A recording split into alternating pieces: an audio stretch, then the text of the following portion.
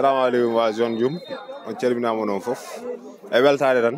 oui par ce que hande les deux ASC joɗɗo legat gotal Wurade Beeri Médina Sindiane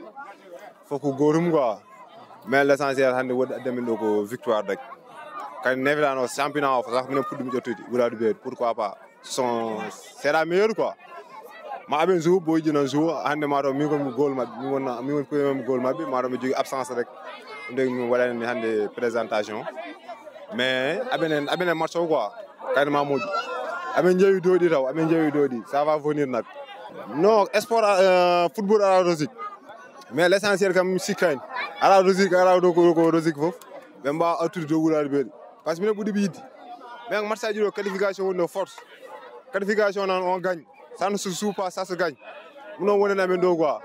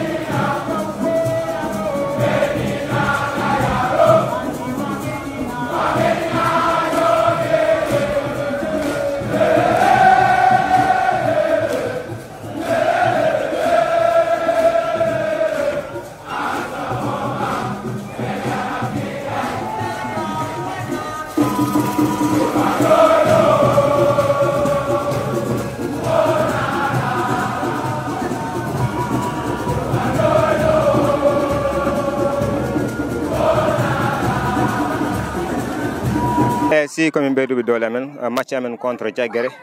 so jii match ono yarno contre amen Diaguéré den wonni fayuji gonno hen ɗi fayuji min jeemi wadde rectifié pour min mbaɗa préparé match amen contre Médine Sindiane par ce que match Médine Sindiane o ko final woni ɗon quoi par ce que sa fi rek ma tax mo jogade courage en plus match mo mbaɗa préparé match ma contre Nianga par ce que sa fi oɗo rek contre Nianga sa fi ka mbaɗo qualifié jarani calcul ɗum taki nak min ɓeydi physique o rek min mbaɗatno ko e efficacité devant les buts par ce que contre Diaguéré ɗum min manquirno efficacité devant les buts ha ɗum ɗon min liggonno ɗiɗo temps fof hande ɗum min mbaɗi ɗo e appliqué e terrain contre amen Médine Sindiane si amin kooli wawde yaɓɓude dow Nianga pour min mbaɗa qualifié par ce que Nianga amin gandi tactique mabɓe amin gandi noɓe jourata amin mbawi uddude ɗum ɗo e mabɓe amin pari pour jaɓɓadeɓe dal de toute façon koɓe gaddi fof amin pari pour ɗum ɗon match amen contre Nianga dal kala ko mbawi addu min amin pari pour ɗum ɗon. Bon, ko adi fof ko salminde les téléspectateurs donc de Ngatomar TV Danema Info. 3 matchs et 3 victoires mbaɗa sikki kam bon wa ɓurde musde so tawi ko gonga mbaɗa haalama ene musi no fewi quoi. Non actuellement so tawi ko match hande peut-être min totri fof so tawi ko attaque min jogui peut-être bon wona match amen tan min perci mon ɓe pc tout kadi wulade beeri no foti gandi machallah wona équipe tokos quoi qu'on puisse dire ɓe gari ɓe totri fof aɓe cohluno match o min cohluno match o Allah tottiɓe victoire donc min mbaɗa ɓe félicité rek ko heddi ko inchallah ko fewdira tan solo jaaɓe supporter uji sona wiide min ngala jobdi mabɓe ene muusi gara aɗa waɗa supporter aɗa yiɗa équipement ene daña victoire à chaque instant mais taw a yita résultat ɗum ɗon ene muusi e supporter uji fof donc équipe aji fof en dañi ɗum hannde sen ƴeewi les grandes équipes fof dañi oɗon probléme surtout hikka donc Médine Sindiane wadde so dañi ɗum surtout aɗa woni puɗɗoroɗo aɗa hawra équipe aji ɓoyɗi mbaɗi no wulade beeri en mbaɗi no Nianga en Diaguéré en donc ɗum ɗon ko expérience ha joni min gona e janggude ɗo amen ɗo quoi supporter uji juste min mbiyaɓe rek inchallah so tawi amin jaggui min goppani tan ma men ɗum moƴƴi so Allah jaaɓi